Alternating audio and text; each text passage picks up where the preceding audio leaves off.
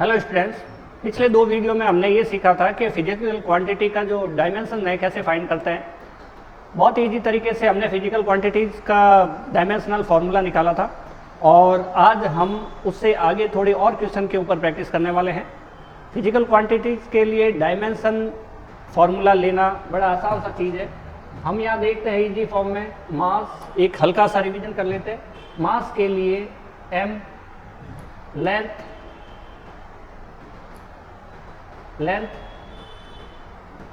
के लिए capital L, mass का first letter capital M, length का first letter capital L and time कैसा भी हो उसका फर्स्ट लेटर टाइम पीरियड भी हो सकता है और इसका फर्स्ट लेटर जो है वो कैपिटल T है।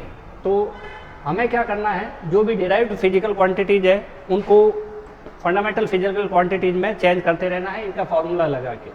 डायरेक्ट मेथड में भी हम काम कर सकते हैं। तो इनका जो फर्स्ट लेटर होता है उसी को हम डायमेंशन से रिप्रेजेंट करते हैं।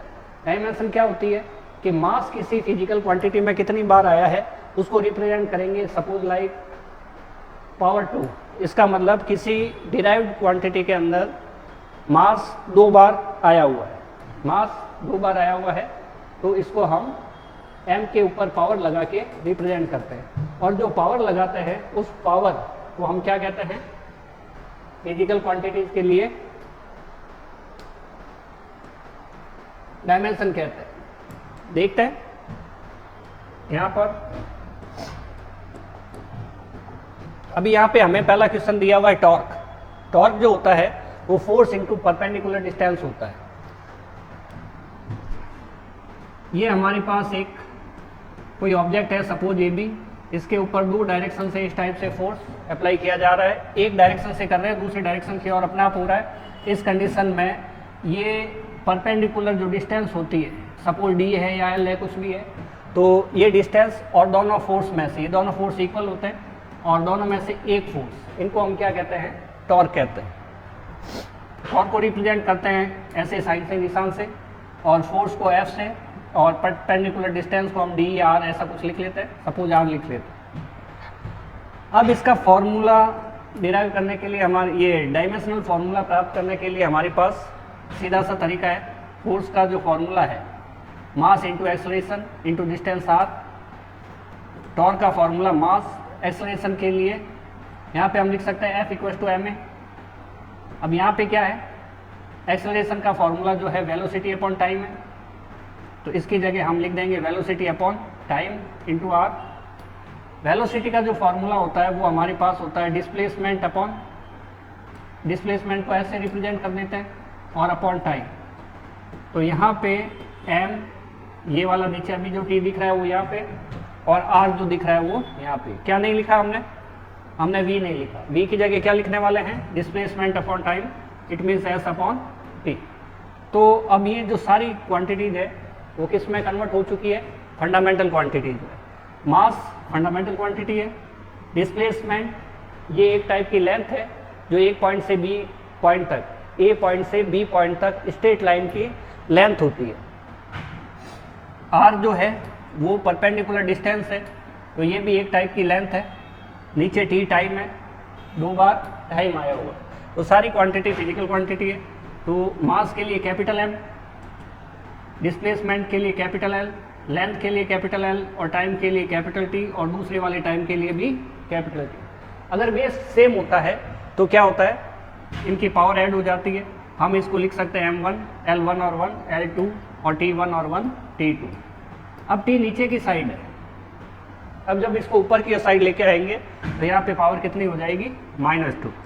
तो यहाँ पे क्या हुआ, M1 L2 T -2, ये जो होता है टॉर्क के लिए डायमेंशन फॉर्मूला हो गया। इसको एक और मेथड से भी हम फाइंड कर सकते हैं। देखो, torque is equal to F multiply by r होता है, force multiply by perpendicular distance. जब हम ऐसा करते हैं तो फोर्स का फॉर्मूला, डायमेंशनल फॉर्मूला हमें याद रख लेना चाहिए, M1 L1 T -2, और जो लेंथ का होता है वो L1। Torque is equal to M1 L1 और 1, L2 बेस सेम है तो पावर ऐड हो जाएगी, और T क्या रहेगा, -2। तो ये सेम फार्मूला इस टाइप से आ जाए। यही फॉर्मूला वर्क डन के लिए होता है और यही फॉर्मूला एनर्जी के लिए भी होता है। एनर्जी का फॉर्मूला भी है फोर्स इंटू डिस्टेंस और वर्क डन का भी है फोर्स इंटू डिस्प्लेसमेंट। डिस्टेंस और डिस्प्लेसमेंट दोनों डिस्टेंस स्केलर क्वांटिटी है और डिस्प्लेसमेंट वेक्टर क्वांटिटी है, जबकि डायमेंशन जो होती है वो वेक्टर और स्केलर को रिप्रेजेंट नहीं करती। दोनों के लिए डायमेंशनल फॉर्मूला क्या हो जाएगा, एल हो जाएगा। तो हमारे पास ये दो तरीके से हमने ये निकाल दिया। नेक्स्ट देखते हैं क्वेश्चन कौन सा है, पावर का। पावर जो होता है वर्क अपॉन टाइम, तो पावर को P से रिप्रेजेंट करते हैं, वर्क को W से और टाइम को T से। हम फॉर्मूला लिखते चलते हैं तो ये फॉर्मूले हमें याद हो जाएंगे। हम यहाँ कर सकते हैं force into displacement upon time. Next और कर सकते हैं, किसका फॉर्मूला लगाना पड़ेगा हमें, डिस्प्लेसमेंट एक टाइप की लेंथ है, फंडामेंटल क्वांटिटी है, और ये जो टाइम है वो T है ही है, फंडामेंटल क्वांटिटी है। और ये जो F है ma होता है because of F equal to ma, mass into acceleration, mass into acceleration. F equal to m, s है और अपॉन में ये वाला T जो अभी दिख रहा है। हमें क्या करना है, एक ही जगह A का फॉर्मूला लगाना है, वेलोसिटी अपॉन टाइम। अगर ये फॉर्मूला याद नहीं रहता तो हमें यहाँ पे थोड़ी सी प्रॉब्लम आ सकती है। ये रहा हमारे पास वेलोसिटी अपॉन टाइम, तो F इक्वल टू क्या रह गया, m s, ये T दो बार, एक बार T और दो बार T, पीछे क्या बचा v। वेलोसिटी का फॉर्मूला होता है डिस्प्लेसमेंट अपॉन टाइम। वेलोसिटी का जो फॉर्मूला है वो है डिस्प्लेसमेंट अपॉन टाइम।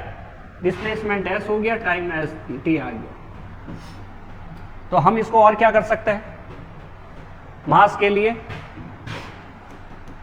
m1 दो बार डिस्प्लेसमेंट है, डिस्प्लेसमेंट एक टाइप की लेंथ है, एक पॉइंट से दूसरे पॉइंट तक की सीधी दूरी, तो हम दो बार L1 लगा देंगे।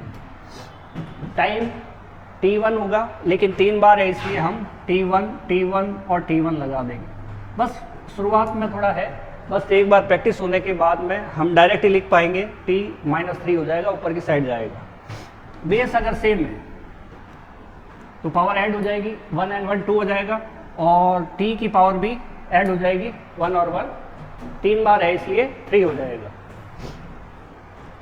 अभी हम काम करते हैं, T को ऊपर की साइड ले जाते हैं, F equal to m1 L2, इसमें कोई फर्क नहीं पड़ेगा।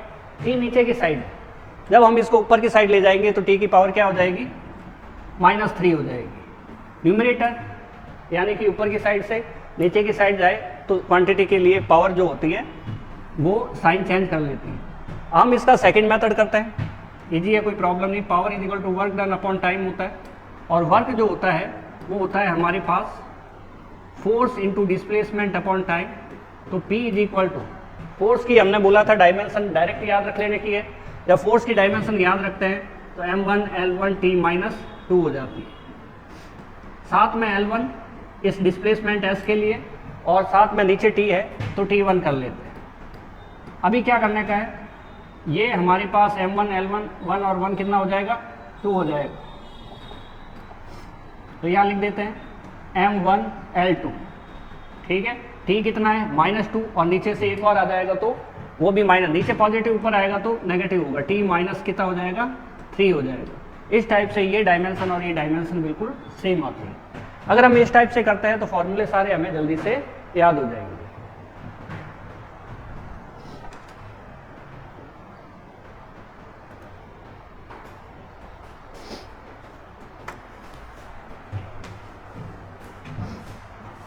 अब करते हैं हम नेक्स्ट क्वेश्चन, देखते हैं क्या है। तो नेक्स्ट क्वेश्चन है हमारे पास मोमेंटम, और मोमेंटम के लिए फॉर्मूला होता है मास इंटू वेलोसिटी। काफ़ी आसान है, इसको हम रिप्रेजेंट करते हैं P से, मास को M से और वेलोसिटी को V से। तो P इक्वल टू क्या हो जाएगा, मास के लिए M, और फॉर्मूला लिखे तो वेलोसिटी का फॉर्मूला क्या होता है, displacement suppose S upon T, displacement upon T। तो S अपॉन क्या हो गया, T हो गया। जब डिस्प्लेसमेंट अपॉन T है तो हम ये देखते हैं सारी की सारी क्वांटिटी जो है वो फिजिकल क्वांटिटी, फंडामेंटल क्वांटिटी है। तो हम इनकी डायरेक्ट डायमेंशन लिख सकते हैं। मास के लिए हो जाएगा m1, डिस्प्लेसमेंट एक टाइप की लेंथ है उसके लिए हो जाएगा L1, और टाइम जो है वो T1। तो P इज इक्वल टू हमारे पास हो जाएगा m1 L1 और इस t को जब ऊपर लेके आएंगे तो t माइनस 1 हो जाएगा। तो मोमेंटम के लिए डायमेंशनल फॉर्मूला हो गया हमारे पास m1 L1 t माइनस 1। अगर हम ऐसा लिखते हैं p equal to m1 L1 t minus 1 तो इसको डायमेंशनल इक्वेशन कहते हैं। और अगर हम बोले कि मास एक बार आया हुआ है, मास की पावर 1 है, तो 1 क्या है? एक डायमेंशन। जो पावर है वो सारी की सारी क्या है? डायमेंशन। यहाँ थोड़ा सा समझने का है, 1 1 एंड माइनस 1 ये तो जो है वो डायमेंशंस है, और m1 L1 t माइनस 1 जो है वो डायमेंशनल फॉर्मूला है, ठीक है। और अगर हम p equal to m1 L1 t minus 1 ऐसा लिखते हैं तो ये जो चीज़ बनी है वो डायमेंशनल इक्वेशन है। सिंपल सी चीज़ है पर हमें ध्यान देनी चाहिए। नेक्स्ट क्वेश्चन देखते हैं फिर। नेक्स्ट क्वेश्चन है अपने पास इम्पल्स के लिए। इम्पल्स के लिए जो फॉर्मूला होता है वो फोर्स इनटू टाइम होता है, और यहाँ पे सपोज इम्पल्स को हमने आई से रिप्रेजेंट किया है, फोर्स को एफ से और टाइम को टी से। तो यहाँ पे वही बात है, या तो फॉर्मूला लिखते चलो ताकि फॉर्मूले सारे हमें याद हो जाए, या फिर क्या करें कि फोर्स के लिए डायमेंशन फॉर्मूला जो होता है m1 L1 t माइनस 2 ये याद रख लें। अभी हम एक बार करते हैं m into t because of f equal to m a, ठीक है। इम्पल्स जो होता है m, एक्सेलरेशन जो होता है a, वो हो जाएगा मास ये वेलोसिटी अपॉन टाइम। तो हम a की जगह वेलोसिटी अपॉन टाइम लिखेंगे और ये टाइम ऑलरेडी अवेलेबल है। तो यहाँ पे t से t कैंसिल हो सकता है।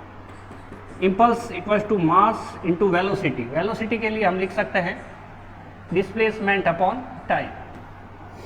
जो डिस्प्लेसमेंट अपॉन टाइम है वो s अपॉन टी। तो यहाँ पे देखते हैं ये सारी जो f है डिराइव्ड क्वांटिटी थी, ए एक्सेलरेशन और वेलोसिटी डिराइव्ड क्वांटिटी, सारे को हमने क्या किया? फंडामेंटल क्वांटिटी में कन्वर्ट कर लिया। अब हम क्या करेंगे? इनकी सारे की डायमेंशन लिखेंगे। मास के लिए आता है m1, डिस्प्लेसमेंट लेंथ है तो L1, एंड थोड़ा गैप बना के लिख देते हैं, यहाँ लिख देते हैं I इक्वल्स टू मास के लिए है हमारे पास m1, लेंथ के लिए है s, डिस्प्लेसमेंट के लिए L1, और नीचे हमारे पास क्या है? टाइम। टाइम के लिए क्या करते हैं? t1 करते हैं। तो इम्पल्स जो है m1 L1 t माइनस 1 हो जाता है। ये पूरा डायरेक्ट मेथड है 11th के लिए काम आने वाला, लेकिन अगर हम इसको डायरेक्ट करना चाहते हैं, कई कॉम्पिटिशन में ऑब्जेक्टिव MCQs में आ जाता है, ऐसी कंडीशन में हम क्या करते हैं कि impulse equal to force into time लिखने की जरूरत नहीं है, डायरेक्ट हो जाता है मौखिक। m1 L1 t माइनस 2 और एक t1 और आएगा, t माइनस 2 में से प्लस 1 यानी कि t माइनस 1 बचेगा। देखते हैं कैसे। m1 L1 t माइनस 2 और ये जो टाइम है टाइम के लिए t1 आएगा। m1 L1 और t माइनस 2 प्लस 1, बेस अगर सेम है तो पावर ऐड हो जाती है। I equal to m1 L1 t minus 1। तो ये आ गया अपने पास इम्पल्स के लिए कौन सा फॉर्मूला? Dimensional formula. चलो आज का लास्ट क्वेश्चन देखते हैं। एंगल।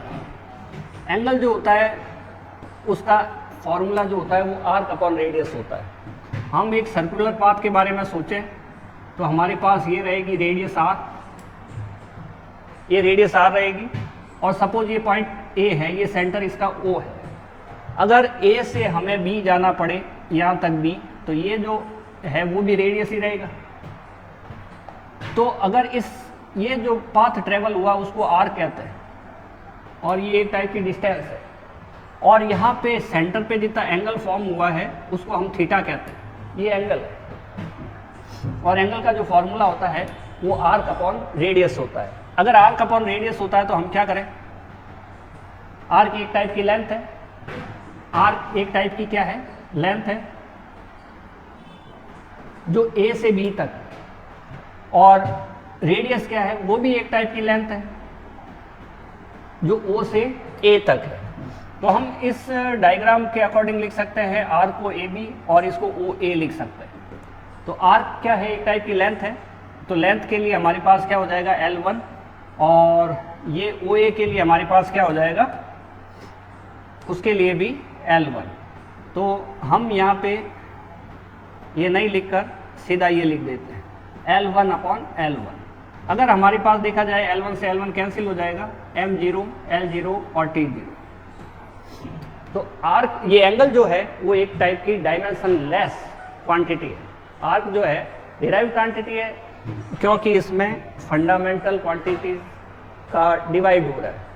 अगर फंडामेंटल क्वांटिटीज को डिवाइड और मल्टीप्लिकेशन के रूप में लिखा जाए तो उसको क्या कहते हैं, डिराइव्ड क्वांटिटी कहते हैं।